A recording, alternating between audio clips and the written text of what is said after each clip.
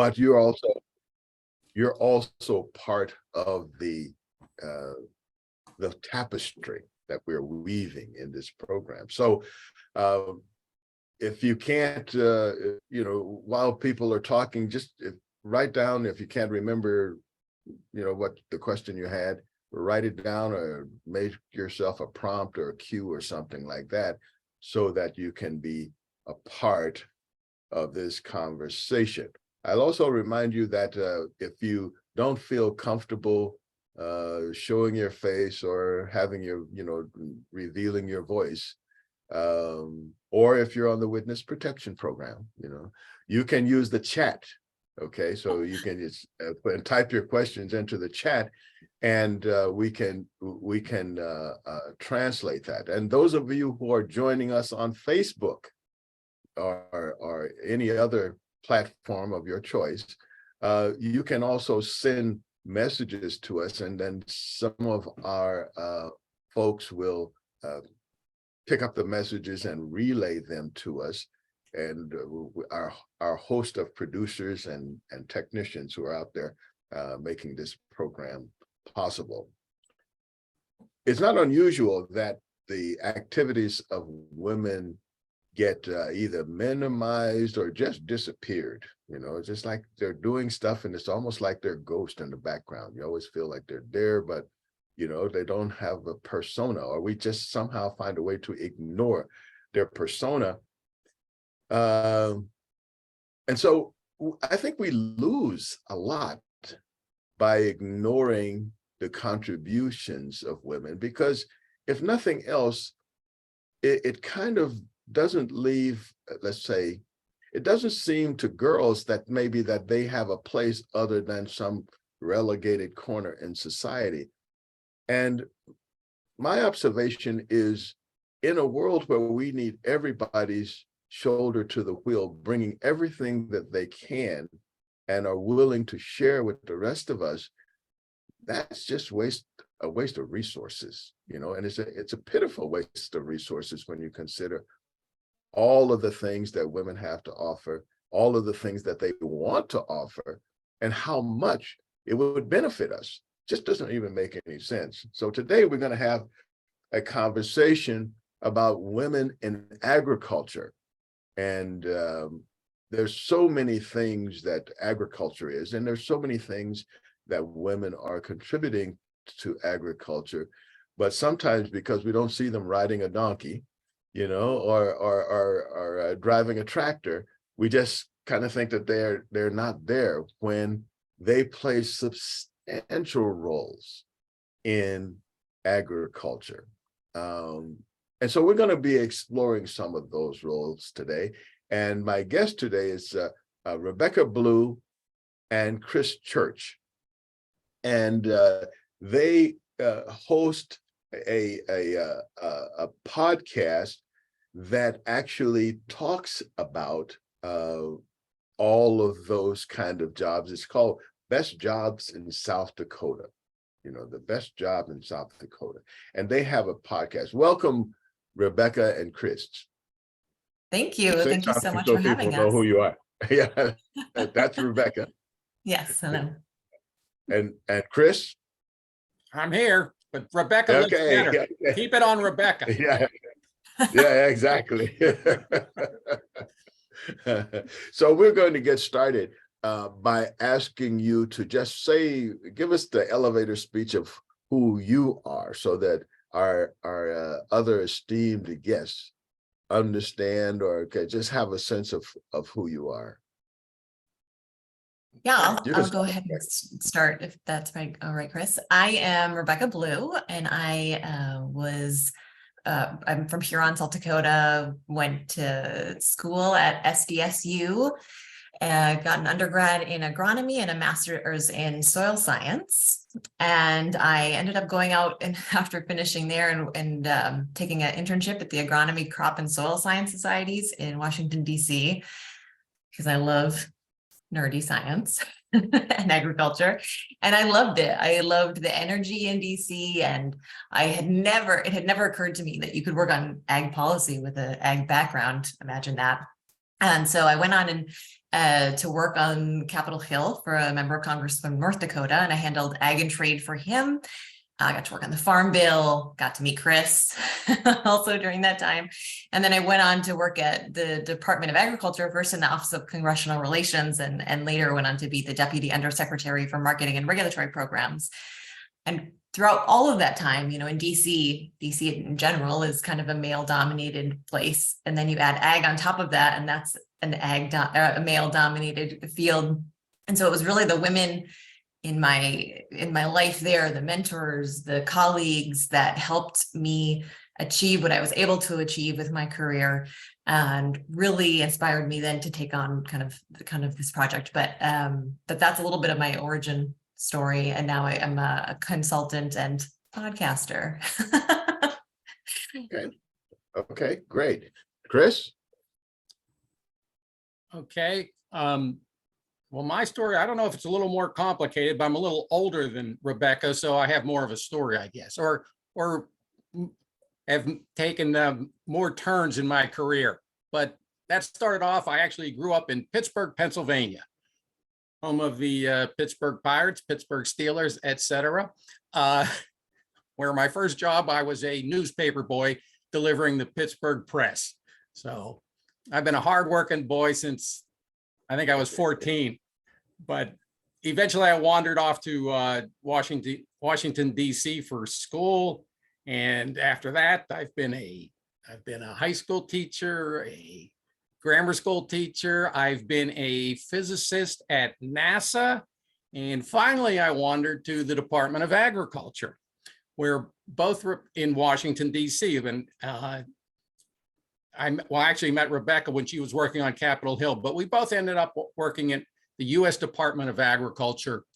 And so I really enjoy agriculture, and I enjoyed working with Rebecca.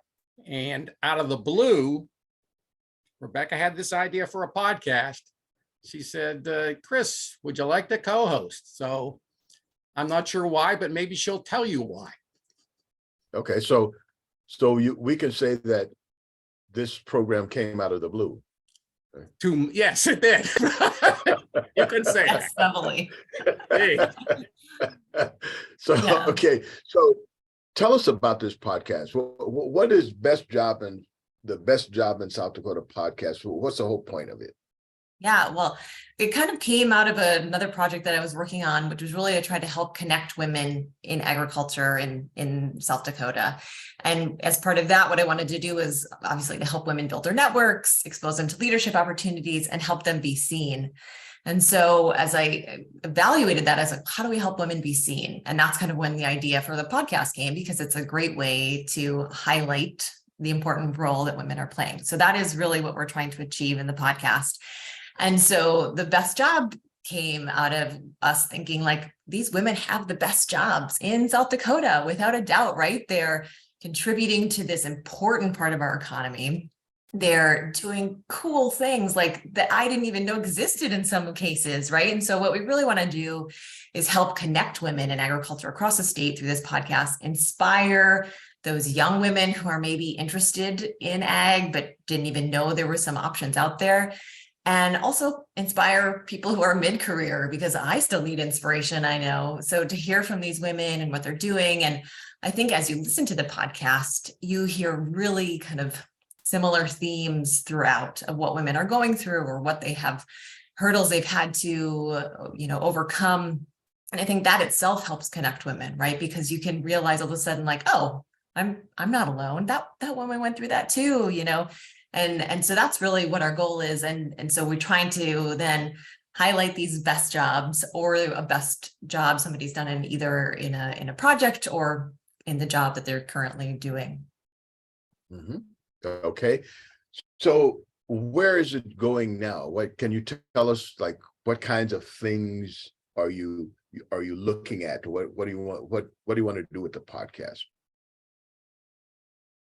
Well, one thing certainly is, I think, just to show the variety that exists in ag. So we're doing kind of what we call like ag and related fields, right? So we've had, I guess I thought when I was studying agriculture, like, oh, I guess studying agronomy, I'm gonna be an agronomist, or I'm studying soil science, I guess I'm gonna be a soil conservationist, thinking that there was these really limited focuses of what that could be.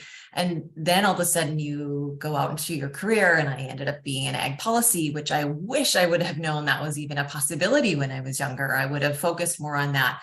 So I think part of what we're trying to do is just help show young women there are all of these options out there. So we've had people who are working in agritourism. We've had an urban conservationist who's working with small scale farmers and urban gardeners. And we've had an electrical engineer who works for an ag company on ag equipment and things like that. And so there's all of this, I think, a variety of ag out there that we want to help highlight. And Chris, I'm sure I'm missing other things, so jump in and let me.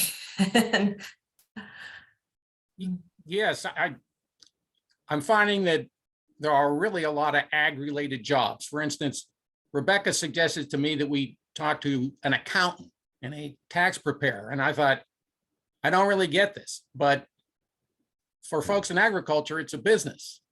And we talked to a woman, and she just had tremendous advice for folks who are in agricultural business, because you're not going to be in business if you can't figure out how to make a profit at it and pay your taxes and know how to run a business.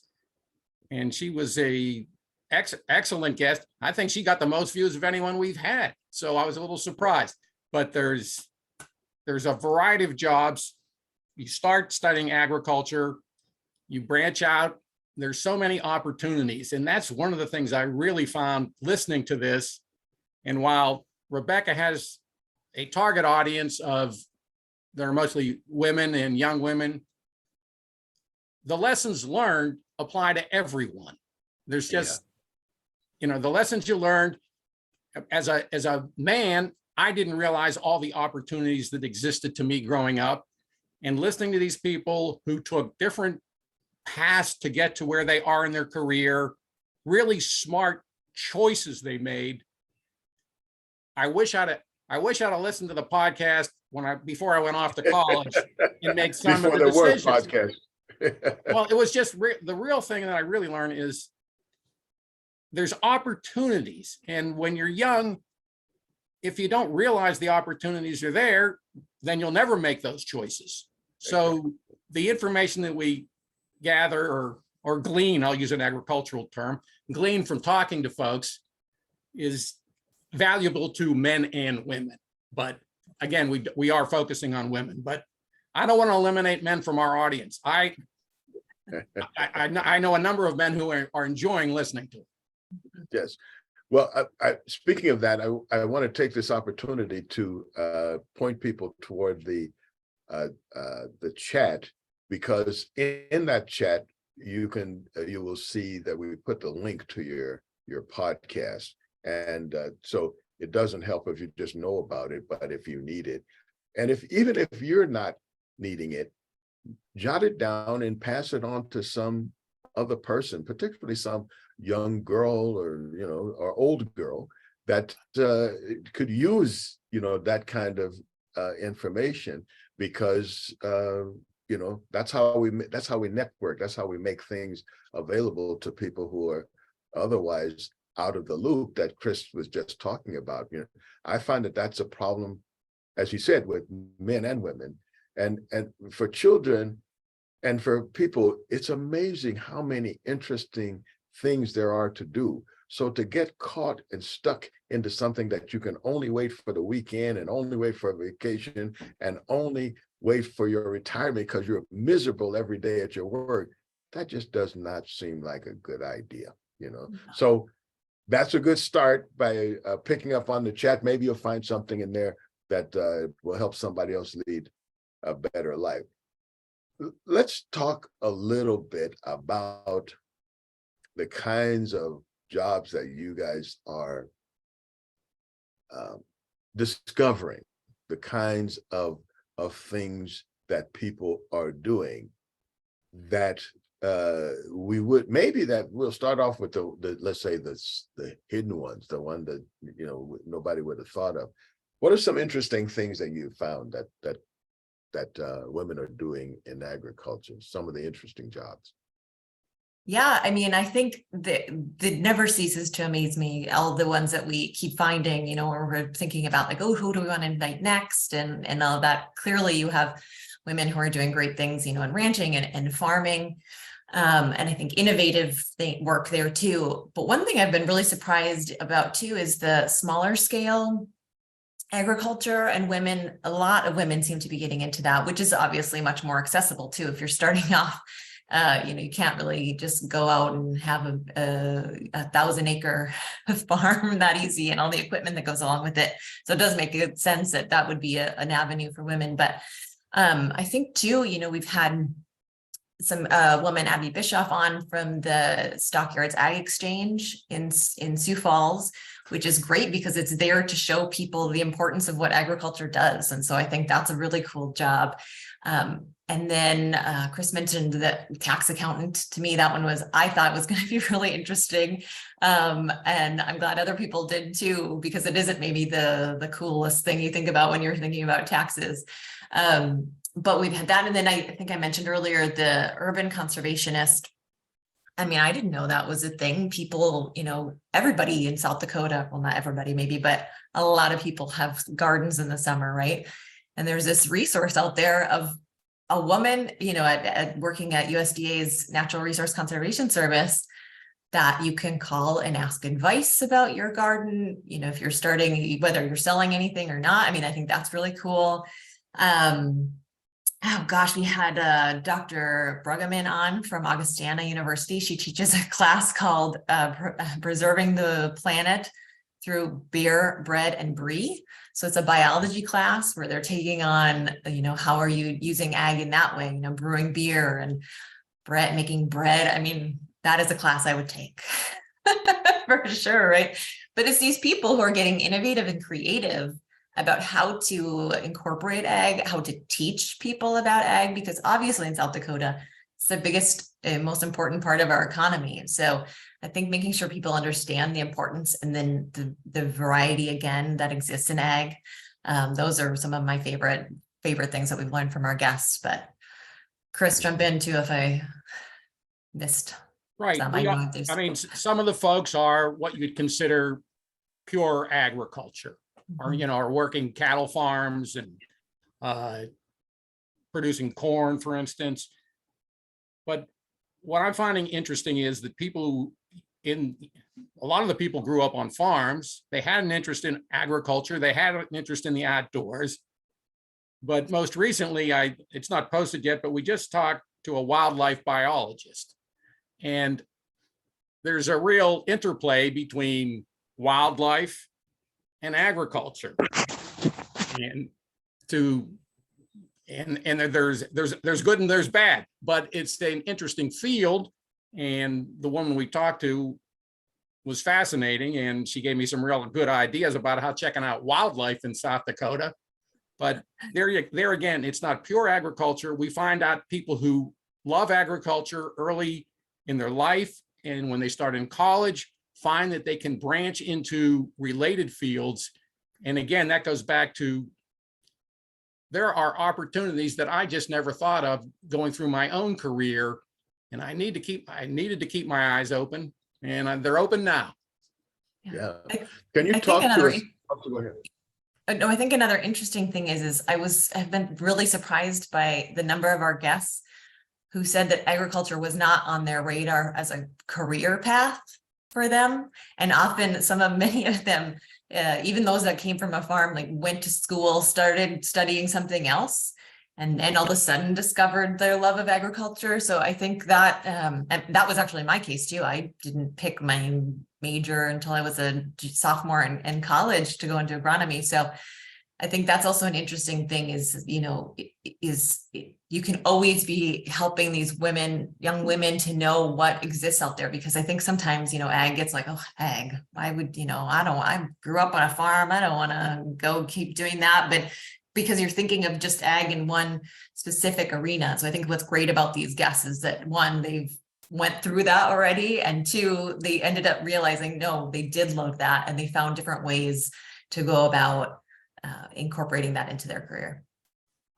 You know, you bring up a very interesting point, Rebecca, is that sometimes we see one facet of a thing and we think that's the whole thing. And that happens not only in ag, but in many cases.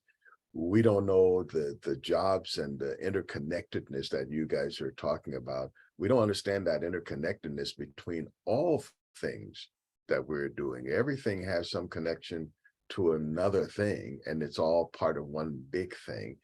But I think it's easy to, to sort of like be put off by a profession. And some people even get put off by, they'll have a professor, or they'll just know a certain community that, say, I don't want to have anything to do with those people because I don't like them. When they get together at coffee and all those guys who are farmers, I don't like, and I don't want to have to like sit around with them. So I'm out of ag. In fact, I'm out of South Dakota. I'm just done with the whole thing. But there are many facets, and there are more interesting people than you may meet in one spot. And yeah, expanding your and looking through at other facets of that same thing can be useful. Yeah, certainly. Dwayne, you were going to say something? No, sorry, I must like come off mute. Oh, okay. I thought so. I would like to. I want to get back to some actual cases, but I want to open it up to our audience right now to see if they have any questions or comments about what they've heard so far, or women in ag, or something like that. Staying on topic. Lawrence, there's a question in the chat. Okay, go ahead. Yeah, I put it up, so, and I can say it. I just kind of put it there so I wouldn't forget it. Okay. So, as is in all workforces now, they say like in the next decade or two, a huge percent of the jobs that exist or that will be available don't even exist yet. And I just was wondering, you've both worked in ag policy some, and obviously you're talking to people in the field right now. Where do you see some potentials for like future ag work, like future workforce agriculture? You want me to take that, Chris, or you Well, want? I have answers too, but you we'll see if we have the same ideas. Okay. Well, certainly we interviewed a woman, Sarah Waltner, who works at Raven Industries in Brookings, which is really on the cutting edge, right, of agriculture technology and looking at autonomous vehicles. And I think, again, it's so great to see that South Dakota has these companies there and doing this work and employing these brilliant women and people that we have in the state.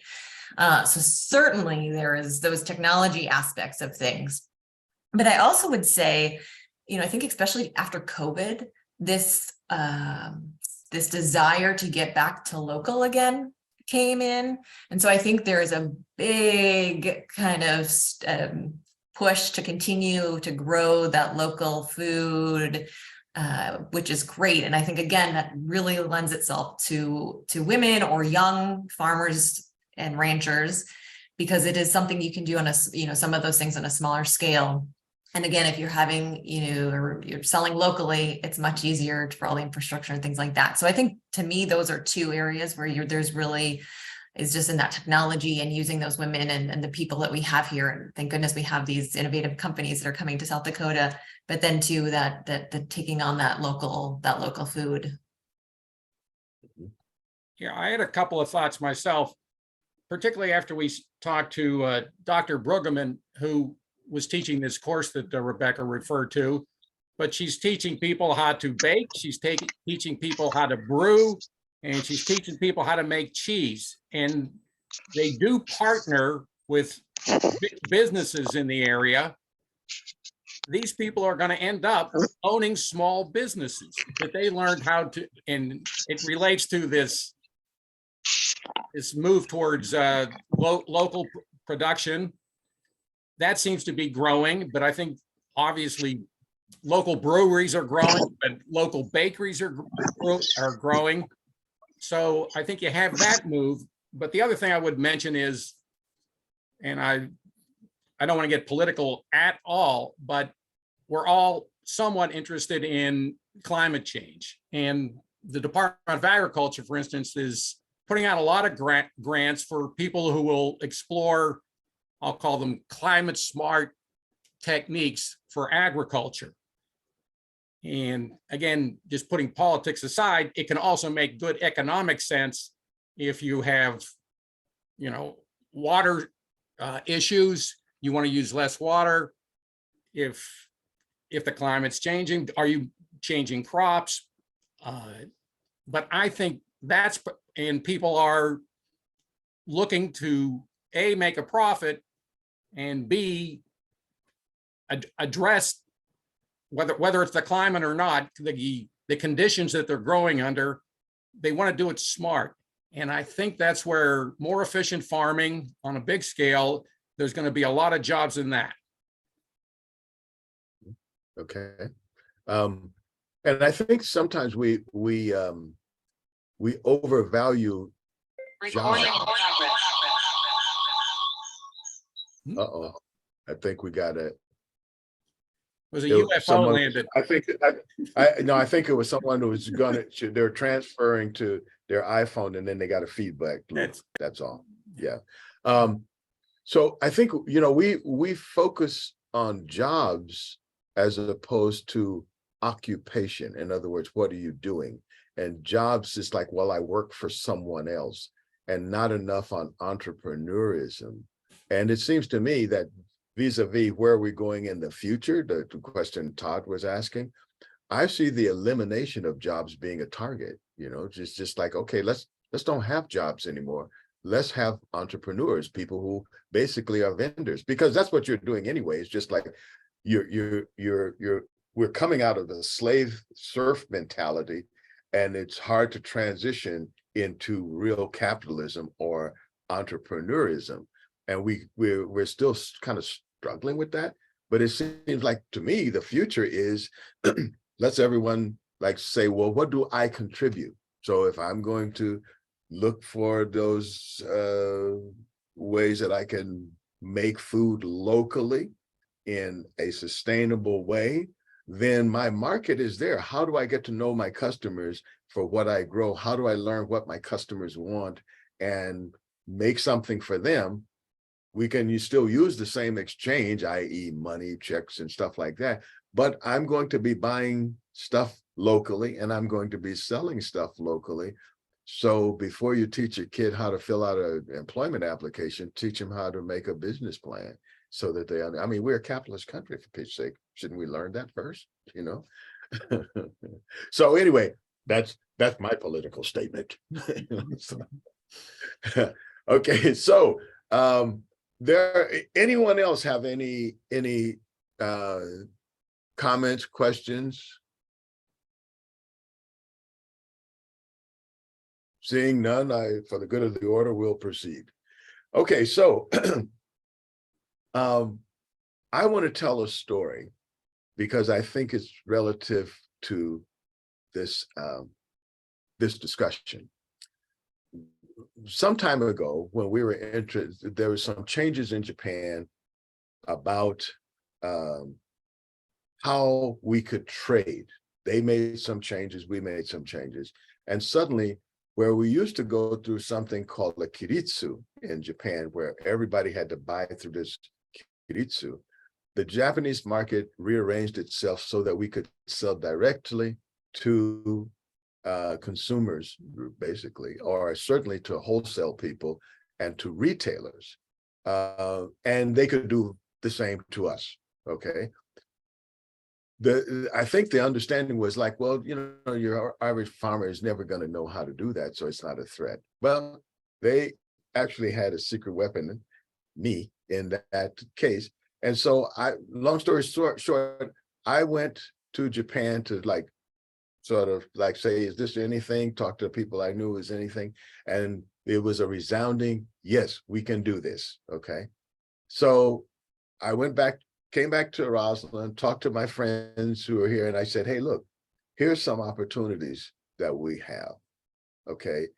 Because I know people who know people, and we can create a market, and you guys can sell directly to the meat markets in Japan.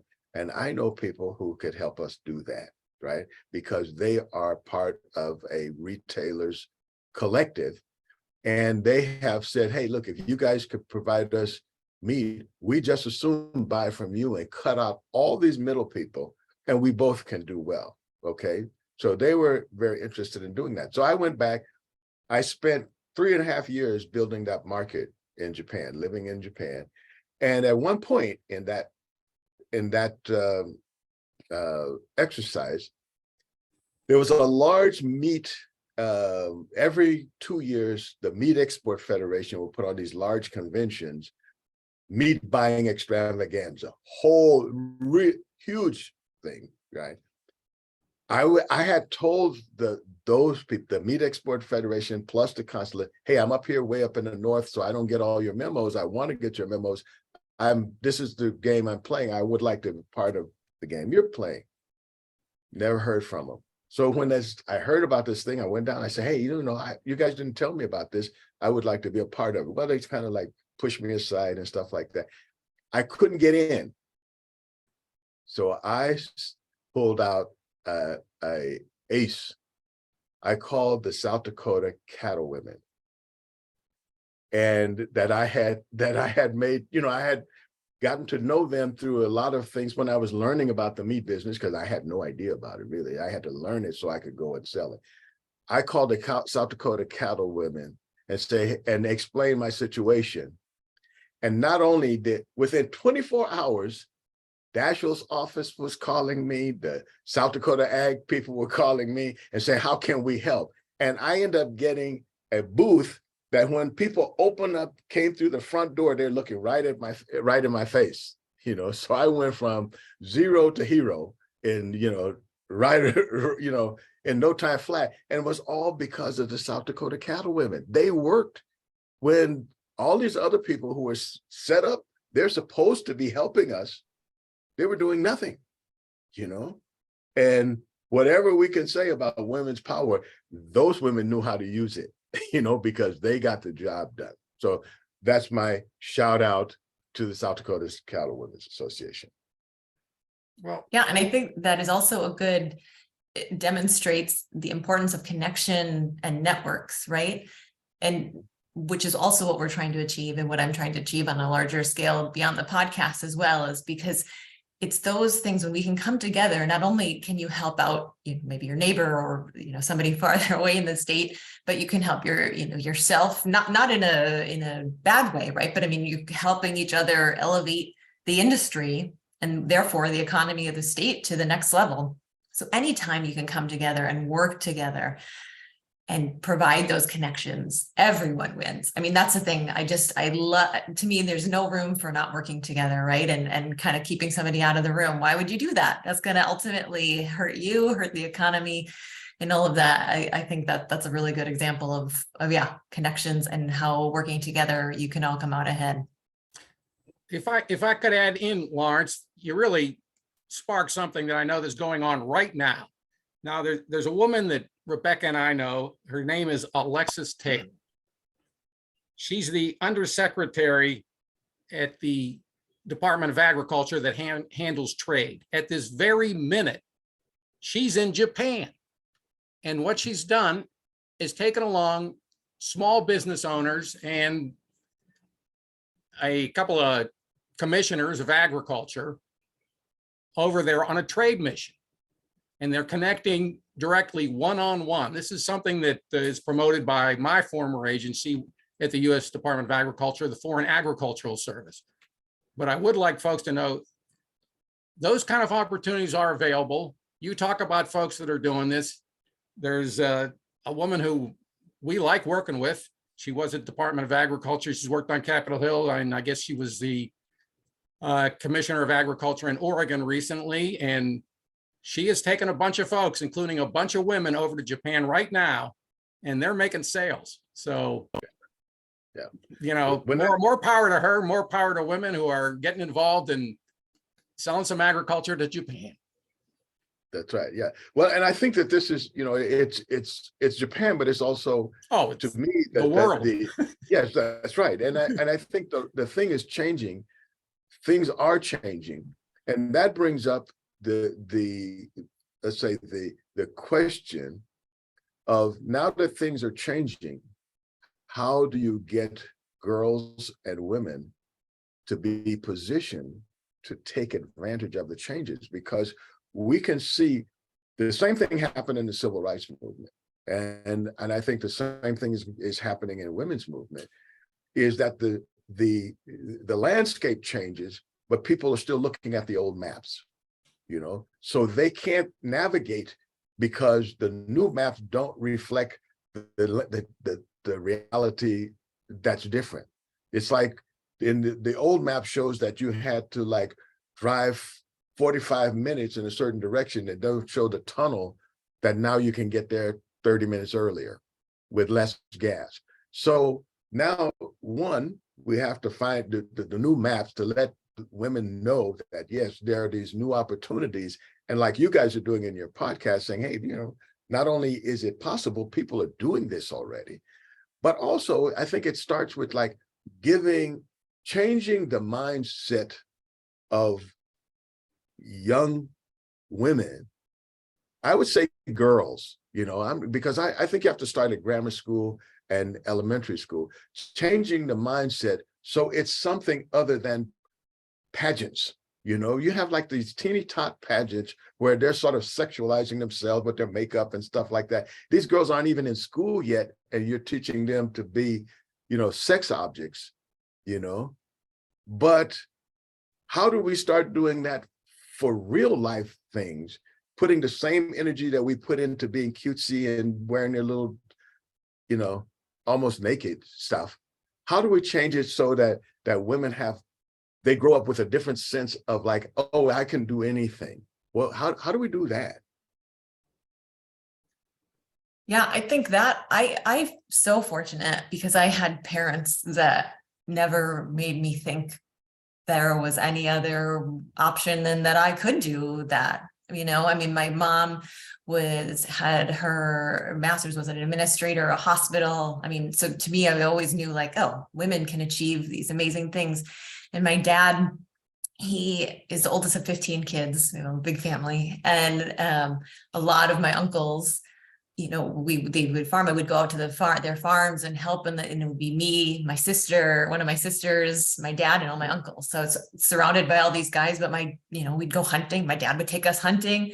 It's just like, be one of the guys. Only I didn't have to be one of the guys. I got to be me, the girl, along there. So I grew up in this environment where it was not weird, to be the girl doing these maybe quote unquote traditionally male activities, hunting and all these things. And to me, that helped me so much. Also, my dad introduced me to whiskey which is also funny, but it is actually helps you in your career if in agriculture, if you can drink some whiskey. But all those things, it just was like never to me strange to be in a room full of men and things like that. So I would say, first of all, parents, right, can help to make your child realize that they are capable of doing these. But then it's the extension of that too, is as women in the career in this field, showing and talking about what the exciting things are and how you can achieve that, and maybe what were the obstacles that you hit along the way. I know for myself, it's very helpful to hear about the obstacles that the women in the generations before me hit, because it helps me to value maybe the ease at which I was able to kind of overcome some of the things that I didn't have to take as many, encounter as many hurdles as they did. Right. Well, go ahead, Chris. I think on the podcast, what we hear from a lot of the folks we talk to is that somewhere along the line, they had great teachers, and that was inspiring to them, and it helped open their eyes to the possibility. And now that they're in their careers, we talk a lot about internships and how young folks can get internships with the organizations that a lot of these folks are working in. And it opens up their eyes to, oh, there's a lot of possibilities out there. So, you know, you gotta pass along to folks. There's opportunities out there. And of course, it doesn't hurt to get a good education. You need that foundation to succeed. So those couple of things I think are important. Well, okay, so I wanted to throw in, I'll go back to Rebecca's suggestion or guide. Mhm. The problem I see with parents is that they don't know. Nobody told them. And so at some place there has to be a beginning. So a lot of times we say, oh, that's the parent's responsibility, or the parents can do that. If you were surrounded, sounds like not just your parents, but your uncles too. If you have a family where people are supportive, then your story is almost not relevant, you know, because you had the thing that most young women are lacking. They don't have anybody. It's like growing up. If you grow up with people talking about wealth around the dinner table and the importance of home ownership and property, and it isn't like some kind of thing you took in a class where the nuances are never discussed, right? It's like somebody there, and if you hear it since the time you could talk, you're going to be much better positioned to drop any place in the world and create wealth, because it's just how you think, right? So the person who doesn't have that, it seems like the rest of us, not just the parents who don't know, and they're victims of the same system, the rest of us have some obligation to, you know, to support the parents. And I think, and I say that really is a roundabout way of saying you guys are doing it. And I appreciate the fact that your podcast even exists, because it gives more opportunity to give people another resources to hook up women into that world. I would also say too, I think the role of managers in the workplace is important as well. For maybe this is not for targeting young women, but women starting in their career. I think they can I've had some both female and male colleagues and supervisors who really engaged me and included me in meetings and things like that. And I think that's important too, you know, is like making sure that you're bringing these young women along and educating them and showing them the way and how to do that. I mean, I remember with Sarah Wallner from Raven on our podcast, she gave some amazing advice about confidence, building confidence in women, and particularly what managers can do to do that. And it's part of that. It's bringing them along, making them included in the conversations and teaching them along the way. So men, I think, in addition to women, have a really important role that they can play. Chris, were you going to say something? No, I'm good. Okay, so in that light, I want to talk about some actual, let's say, opportunities, okay? And I'd like to skip past jobs, you know, because like you say, okay, if you get a job doing something, there's a manager, and so managers ideally will like show people, you know, there's a pathway in this company or another company, or, you know, and your interaction with the business world could provide some leads. That's a whole other trick of how to take advantage and recognize the leads. That's a whole other podcast or a whole other Zoom conference, you know, talk. But there are some opportunities now that exist, and I'm thinking more like entrepreneurism. I was just at a conference where there was some young people, high schoolers, who were entrepreneurs, and they were talking about how they started their business. And on that panel was a young woman who has started a business, and she's actually in Millbank, not so far from me. And she talked about how she started her pastry business by, you know, learning how to bake and baking cookies for, you know, like people who are going to have a birthday party. And she started, you know, just sort of like canvassing and say, who needs cookies? And now she's built her business up to the point that she doesn't know what to do with it when she goes to college now, because now she's actually competing with the local, business. But she, and she has an interesting competitive advantage, which is beyond the scope of this program. But it's to say that here's a young woman who's made a business for herself. I'm thinking like, well, what are some of the entrepreneurial opportunities in agriculture in general that young people should at least be made aware of, that, okay, here's something you could, here's something you can do. And if it's local, you have a competitive advantage, in the fact that it's local. So any ideas from the people that you've talked to about what kind of businesses or opportunities are out there? Well, I did mention after talking to Dr. Bruggerman that she was teaching them the skills to go into baking and brewing and cheese making. So there are those opportunities, but Lawrence, what I also find though is some folks are interested in going back to traditional farming. So I think there's, it's not one size fits all. And there's some really interesting stories who are folks who have taken over, have gone off to college, gone back to the ranch.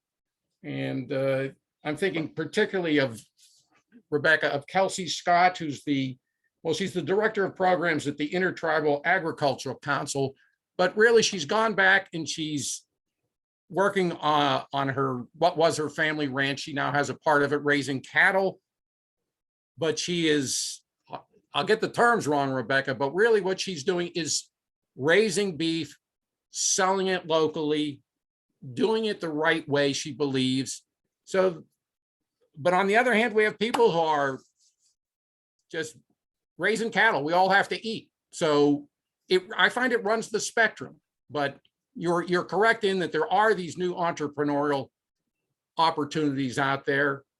And I think in some cases, keep going back to Dr. Bruggerman, teachers, mentors are pointing them out to young folks. Maybe not enough. We're looking to highlight those kind of things on our podcast.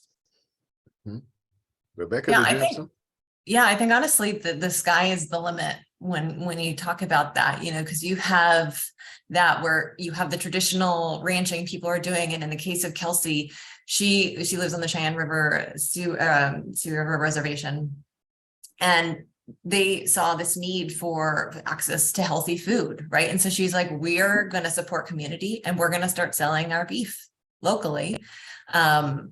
And things like that. So taking and then conservation practices that they're using and things like that. And so taking those traditional kind of ag roles and taking entrepreneurial ideas and kind of revamping it, I think is one thing that's really interesting.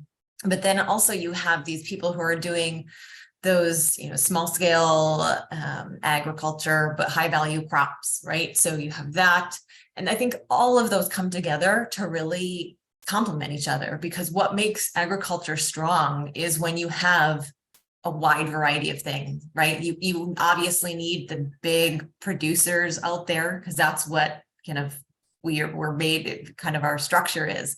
But you need that to be complemented by people who are wanting to do the small scale things and do different crops and innovative crops there. And so I think all of those things come together to ultimately make South Dakota agriculture even stronger, because you're working at different levels and keeping all of those sources flowing. So I would say the sky is the limit. You can do dairy, you can do make ice cream, you can make jams, you can make beer, you can make wine, right? There's quite a few wineries in South Dakota now. So I think as long as people keep being innovative, they'll find new ways to put that to use in agriculture in South Dakota. Now, Rebecca, could they make whiskey? Actually, there is a whiskey. They do. Yeah.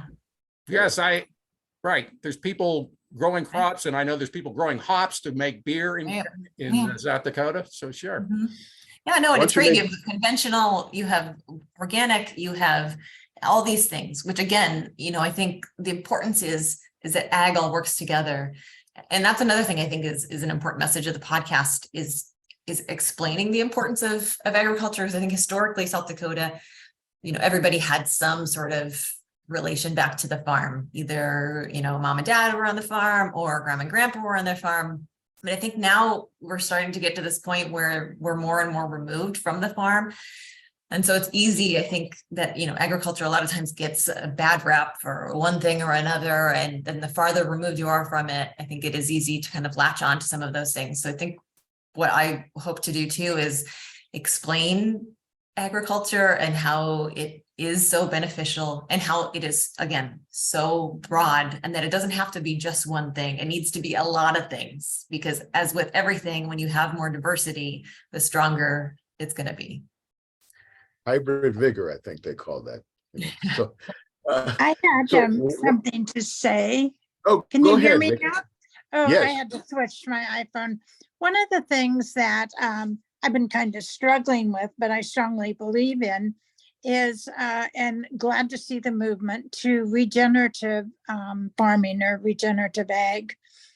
And I've noticed when I talk to my friends that have big gardens like I do, that talk about the methods.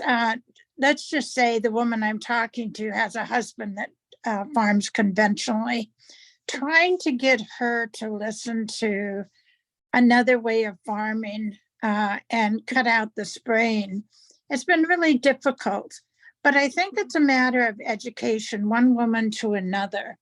If you believe in regenerative farming, if you believe in change, and talk about things like Gabe Brown from North Dakota.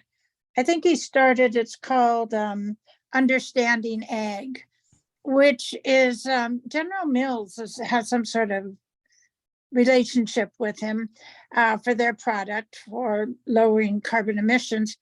And they're now teaching Understanding Ag. I'm not sure the title of the program, but it's like a 101 in regenerative farming, which is also in a school out here in Chico in California. And I'm not sure what other places, but they're also involved in the vineyards in California, as well as like Dr. Jonathan Lundgren, who used to work for the USDA. He's a powerful man. He has a farm called, I can't remember. Anyway, if you look up Dr. Jonathan Lundgren, he is really making strides in this area. And that's weather related and maybe politically related. But the thing is, I've been trying to get articles written or included in the local magazine, because the awareness of what a woman can do when she talks about something to her husband is really key. I mean, men listen sometimes, don't they?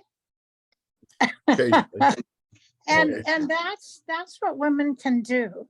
They can get informed on understanding agriculture, regenerative farming, and pick up that newness, because that is going to be a movement that is of the future. And if you're a mother of a teenager or a young son that's going to take over the farm, he needs to know that there's this other direction for agriculture. Vicky, I have a suggestion. Yes. I want you to listen to episode 5 with Kelsey Scott that Rebecca was just talking about, because she's all about regenerative farming. And Okay. geez, what an impressive woman she was. One of the things we find on the podcast is that we both walk away amazed at just how laudable these women are, but she's couldn't be more sincere. But I mean that in a very good way. But I think men and women should give a listen to that. And it's inspiring, I would say. So, Okay. So I echo your comments, and I think it's actually the way agriculture is moving. We'll always have large scale agriculture, but there's also a move towards additional regenerative farming techniques. Yes. Right. So, and I'd like to piggyback on it because we only have a few minutes left, but I think we'd be remiss if we didn't underscore that most of what we talk about is what is now and has been. And I think it's time for us to start pointing toward the future, because the assumption that, for example, you both said it's always going to, we always need large scale agriculture. Not necessarily, because we know one of the reasons that we have large scale is because small scale was so inefficient. People were walking around planting corn by sticking a stick in the ground and dropping a seed in. That was inefficient. You can't grow enough like that. But with the new techniques that people have now to grow more on less land and better crops, I'm not so sure that we'll always have to depend on large scale agriculture, at least not in the way that we have or that we are right now. But how do we get, and that to me is a pathway, the new map for young women, is that's a field that's not crowded out by men. There are men in it, there are men leading it, but there are also women in it. And you don't have a leader, so you can be the leader, just start. And that's what I mean by kind of future-proofing both the sociology, the economics, and the agriculture, so that we look forward because those women have to go where to quote Gretzky, they have to go where the puck is going to be, not where it is now, if they're gonna make it. So, and I'm not a hockey fan, but I know that much about hockey. Any last minute or last comments that you guys can make, because we only got a couple minutes left?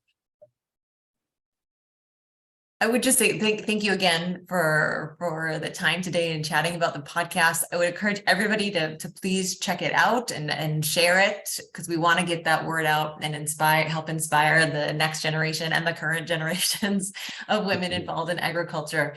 I think there's just so many great stories out there to tell and share, and in any way you can help us to do that, we would greatly appreciate it. If I could add to that, I obviously do want people to encourage people to listen to the podcast, but I would also mention that it's not all that dry. I think it's actually an enjoyable half-hour conversation. It's more like a talk show to me, where the reason I agreed to do it with Rebecca was she said, well, you'll get to talk to really smart people who are doing great jobs in South Dakota. And what I found in talking to these people are, well, they're just like you and me, they're very human.